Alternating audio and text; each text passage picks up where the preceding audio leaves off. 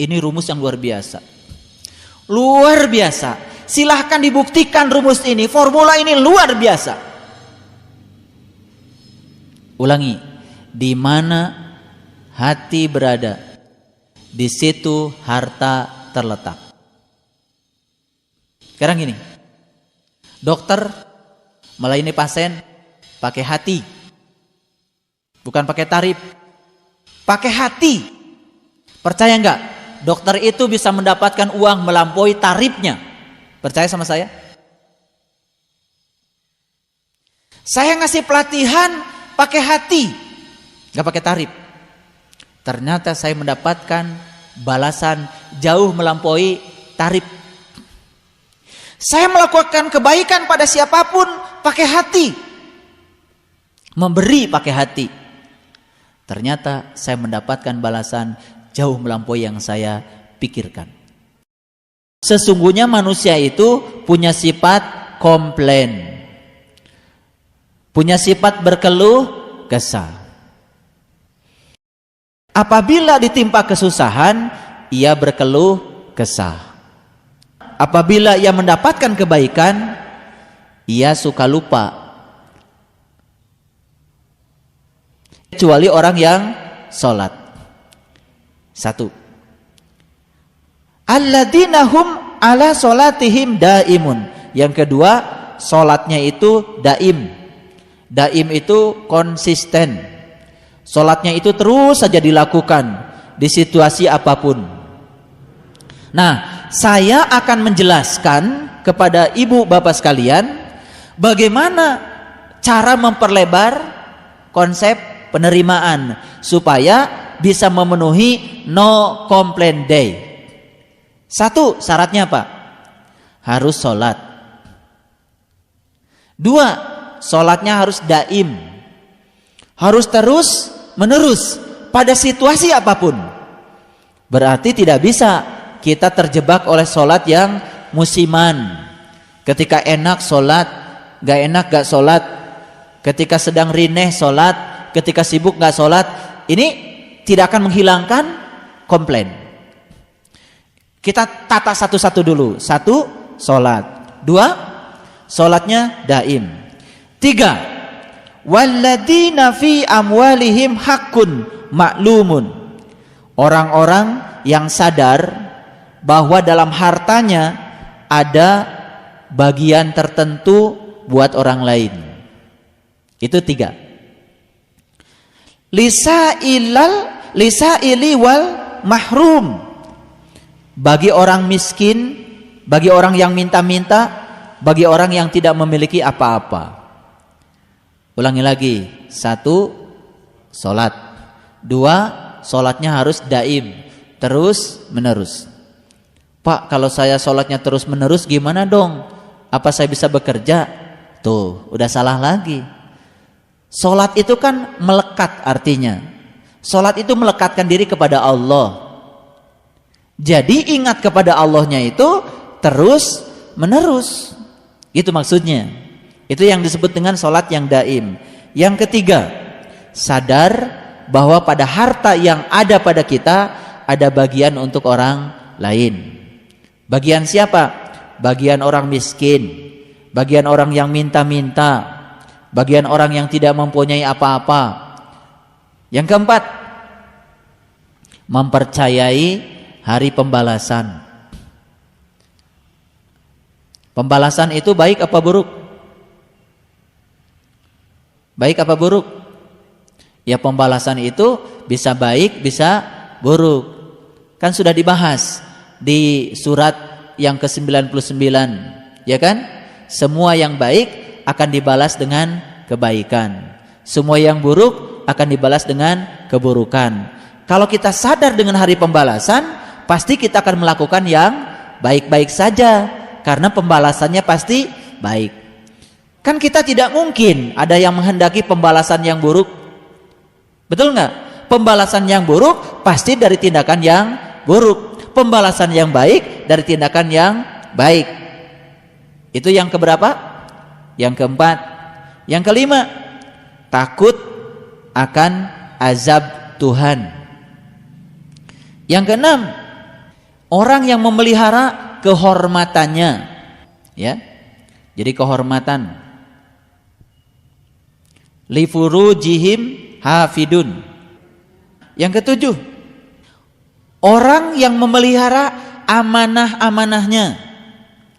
Walladzina hum li amanatihim wa ahdihim raun. Yang kedelapan, walladzina hum bisyahadatihim qaimun. Orang yang memberikan kesaksiannya. Ini harus dibahas satu-satu. Yang kesembilan, walladzina hum ala salatihim yuhafidun. Orang yang memelihara salatnya. Jadi bukan sekedar mendirikan salat, bukan mengerjakan salat terus-menerus, tapi memelihara salatnya. Jadi ada berapa? Ada 9. Memang syaratnya 9. Jadi kalau yang 9 ini kita pahami semuanya dan kita amalkan semuanya, ternyata kita akan mendapatkan kemampuan untuk melebarkan konsep penerimaan. Lalu kita akan memasuki no complaint day. Sekarang saya mau kasih tahu. Perhatikan saya. Kalau orang komplain, biasanya energinya positif atau negatif? Negatif. Bahwa energi negatif itu menular, percaya? Percaya ya? Jadi ngajinya hari ini adalah no complaint day.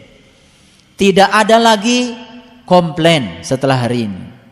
Dan untuk membangun itu semua ternyata tidak sesederhana itu. Tidak, saya hari ini tidak akan komplain. Ternyata ada 9. Ada 9. Ada 9, ya. Jadi yang pertama tadi apa? Ya, salat. Sebelum saya lanjutkan ke sini, saya mau tanya dulu. Apakah kita masih punya sifat yang digambarkan di ayat 19, 20, 21?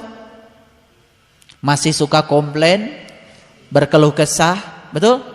Apabila ditimpa yang gak enak, suka protes. Kalau ditimpa yang enak, ngahep-hep. Masih? Berarti kalau masih, perlu dibahas yang 9 ini. Karena yang 9 ini akan membebaskan kita. Gitu. Jadi sebetulnya intinya adalah konsep penerimaan. Konsep penerimaan. Seberat apapun masalah kita, kalau kita memulai dengan menerima dulu, makanya jalan untuk memperbaikinya lebih mudah ketimbang kita tidak menerimanya. Ada sebuah perusahaan bis. Bisnya bis lama, remnya sudah pada blong, catnya sudah pada melotok, AC-nya udah pada mati. Ada yang penasaran, melakukan penelitian. Yang diwawancarai itu hanya 2 orang supir di perusahaan yang sama. Supir yang pertama ditanya, "Bapak sudah berapa lama kerja di sini?" "Wah, sudah lama, Pak." "Bagaimana Bapak pendapat Bapak tentang perusahaan ini?" "Wah, perusahaan ini tidak peduli sama karyawan, Pak." "Terus lihat saja, bisnya udah butut-butut kayak gini, remnya blong aja dibiarin. Terus apalagi? AC mati aja Pak, dibiarkan. Terus saja dia ngoceh. Tidak ada satu kata pun yang baik." Tapi yang kedua, supir yang sama di perusahaan yang sama, supir yang berbeda di perusahaan yang sama, ditanya, "Bagaimana pandangan Bapak dengan perusahaan ini?" "Alhamdulillah Pak, anak istri saya bisa makan karena saya kerja di sini. Mungkin kalau saya tidak kerja di sini, gak tahu deh nasib saya seperti apa." "Perusahaan ini gimana menurut Bapak?" "Menurut saya sih perusahaan ini luar biasa Pak. Di saat perusahaan lain sudah pada bangkrut, perusahaan ini masih tetap saja berdiri, dipertahankan." Terus saja dia berpikir yang positif. Orang yang berbeda di perusahaan yang sama ternyata beda. Yang ini positif, yang ini negatif. Ternyata yang positif ini hidupnya lebih santai, tidak banyak komplain, tidak banyak protes, menerima. Tapi menerima bukan berarti kita berserah kepada kenyataan. Tidak. Menerima dulu yang paling utama, setelah itu baru memperbaiki. Jalan untuk memperbaiki jauh lebih mudah kalau kita memulai dengan konsep penerimaan. Biasanya kalau kita dalam hidup ini kan terkadang sulit ya. Ada orang yang mau menolong saja terkadang kita masih berdebat. Ini ada cerita, ada orang buta masuk ke dalam sumur. Kasihan ya, udah buta masuk ke sumur lagi. Begitu masuk ke sumur pelung gitu, ada yang lewat. Karena dia teriak-teriak, ya udah ditolong. Ambilkan tali, kemudian diulurkan talinya ke bawah. Pikirannya sih yang menolong, kalau tali sudah di bawah, ya sudah, dia tinggal pegang ke tali, ditarik ke atas. Sesederhana itu tadinya pikiran orang yang menolong. Ternyata enggak. Begitu mau ditolong, siapa kamu? Saya mau menolong bapak. Ah, takut bermuatan. Ikhlas nggak kamu nolong saya? Nanti kalau saya ditolong sama kamu mau minta bayaran nggak sama saya? Tolong ya dijelaskan siapa yang bikin sumur ini? Tanggal berapa, tahun berapa dalam? Udah mau mati masih debat. Dasar orang buta. Ini mungkin bukan kenyataan ya. Ini sedang cerita kita. Sudah buta ditolong masih debat lagi. Kadang-kadang saya juga sering menghadapi kenyataan begitu. Mau diajarkan ilmu pembuta mata kolbu, mau dibawa ke alam yang terang benderang, tapi aduh susahnya setengah mati. Tapi saya cuma punya prinsip gini, saya jadi matahari saja. Matahari juga terus memberi, tidak pernah mengeluh. Makanya kenapa semua tanaman menuju matahari? Cuma satu alasan, karena matahari kalau memberi gak pernah mengeluh, melayani terus. Nih saya kasih tahu untuk yang muda-muda yang cari uangnya masih susah. Selama kita berorientasi mencari uang, pasti kita akan melakukan tindakan bagaimanapun untuk memenuhi agar kita mendapatkan uang. Sekarang lupakan uang. Peribahasa yang mengatakan waktu adalah uang menurut saya harus ditiadakan. Capek kita. Dirubah sekarang. Saya ingin memberikan pelayanan yang terbaik. Saya ingin bermanfaat bagi banyak orang. Itu saja dilakukan. Insya Allah kita akan dikejar uang.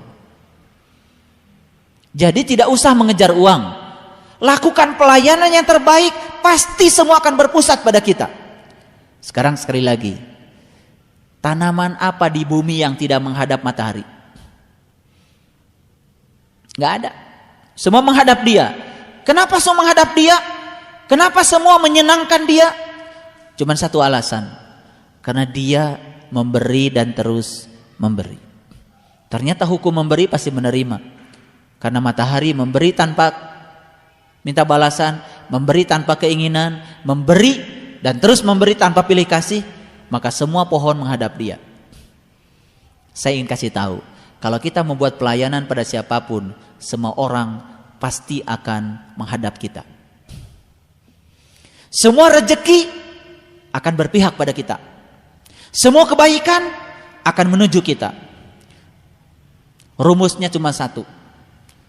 Ini harus dibaca berulang-ulang setiap hari. Ini doanya dari saya. Di mana hati berada, di situ harta terletak. Ulangi lagi. Di mana hati berada, di situ harta terletak. Ngerti maksud saya? Saya tidak berbicara harta dunia saja. Berbicara dua-duanya. Harta jasmani, harta ruhani. Dan ternyata harta bergantung pada kehadiran hati. Ini saya kasih tahu. Ada yang tanya sama saya, Bapak, kok Bapak baru saja dari sini, ke sini, ke sini, ke sini, ke sini, kok nggak ada lelahnya?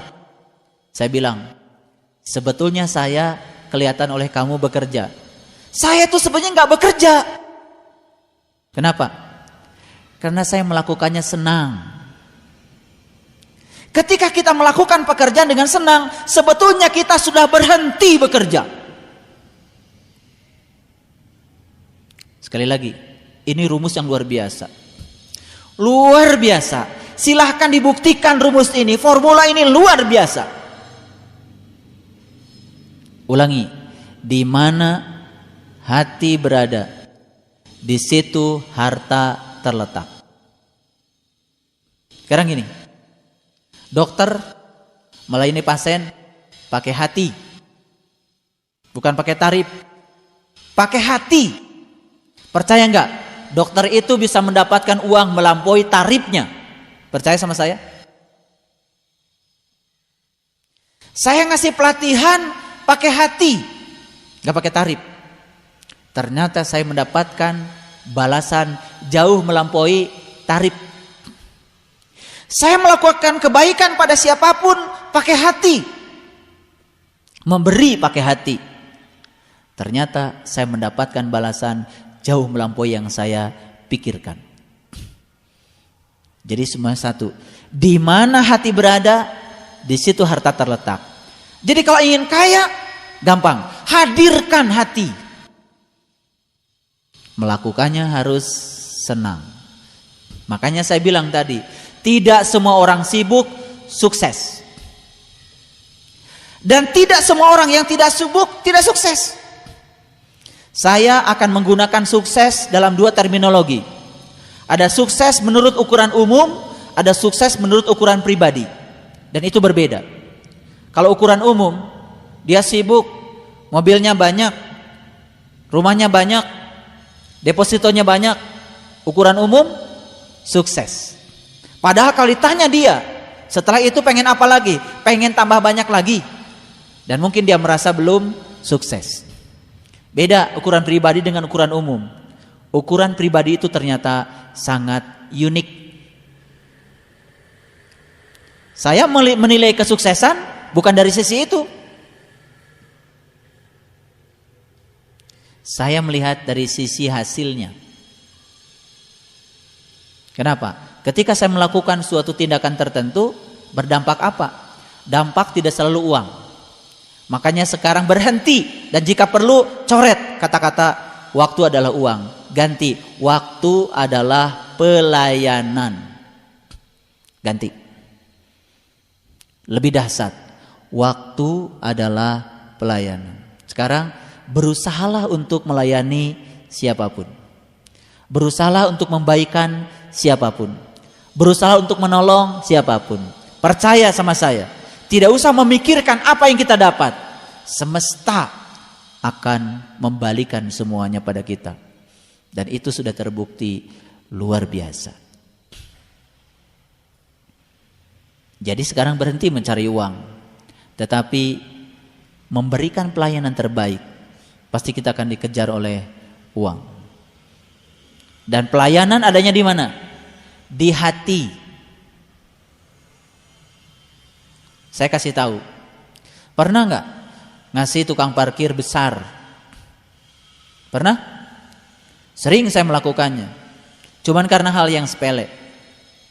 Ketika mobil diparkir, kelihatan ya, kacanya kotor, dia ngambil lap. Bukan sekedar itu. Dan yang luar biasa, ada seorang tukang parkir ketika mau dikasih itu nggak mau. Itu pelayanan. Karena dia hadir di situ hatinya. Beda dengan orang yang hitung-hitungan.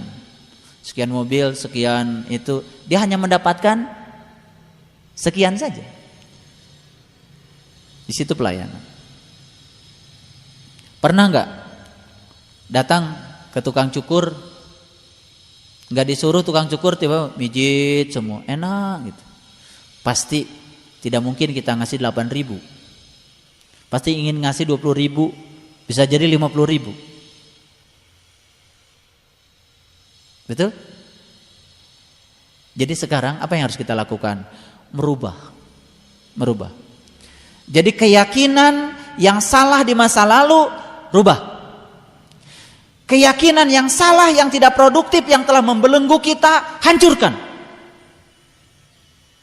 Dan itu akan memperlebar konsep penerimaan. Masih ingat cerita saya tentang gajah di India? Kalau mungkin pergi ke India, aneh. Karena apa? Gajah yang gede-gede, talinya kecil-kecil, dan diikat di pohon yang kecil. Tapi gajah yang kecil-kecil, talinya gede-gede, rantainya besar-besar, dan diikatkan di pohon yang besar. Mungkin kalau orang yang baru datang ke situ protes, nih kalian ini nggak ada kerjaan. Yang kecil diikatnya dengan rantai yang besar. Gajah yang besar diikat dengan tali yang kecil, tapi tidak pernah kabur. Ternyata resepnya cuma satu. Gajah yang besar waktu kecil di rantai besar, dan dia pernah mau kabur berkali-kali, gak sukses. Lalu terbentuk di sini keyakinan di dalam pikiran gajah. Kalau di kaki aku ada tali, jangan berpikir kabur, karena pasti tidak akan bisa lepas. Jadi ada keyakinan yang membelenggu dia, yang dibangun oleh kebiasaan, dan itu membelenggu pikiran. Jadi yang namanya kuburan di Quran bukan sekedar fisik.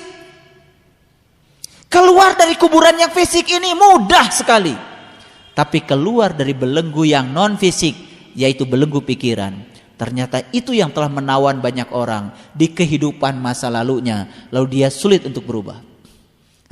Rezekinya gitu saja, cara berpikirnya gitu saja, cara bergaulnya begitu saja, cara merespon masalah gitu-gitu saja, tidak ada yang berubah.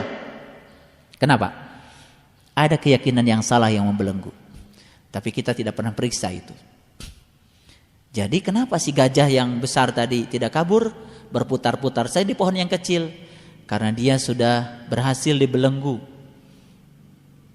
Dan waktu kecil dia tetap saja di rantai yang besar, pernah meronta mau kabur. Dan ternyata cuman menempelkan tali di kaki, si gajah sudah mengatakan pada dirinya, aku tidak mungkin bisa lepas dari sini. Jadi kalau manusia dibelenggu oleh kebiasaan-kebiasaan yang diyakini padahal itu salah, apa bedanya dia dengan gajah? Cuma gede badannya doang. Makanya gajah, lihat, gajah itu badannya gede tapi matanya sipit. Karena gajah itu memang lambang dari orang yang sedang dikendalikan oleh keinginan. Makanya ada Quran surat gajah, surat Al-Fil. Dan tentara gajah ini itu yang mau menghancurkan Ka'bah. Ngerti maksudnya? Kasihan deh lo. Kagak ngerti dari dulu. Tentara gajah menghancurkan Ka'bah. Ya Allah. Ka'bah yang itu seandainya ditubruk sama gajah, tembok lagi, gak ada masalah. Tapi Baitullah yang ada bersamamu, yang dikotori setiap saat oleh kotoran-kotoran gajah, itu yang sulit dibersihkan, itu yang sulit dibangun kembali. Dari mana gajah itu muncul?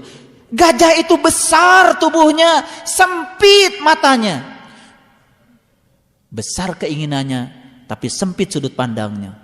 Itulah gajah dalam dimensi yang lain.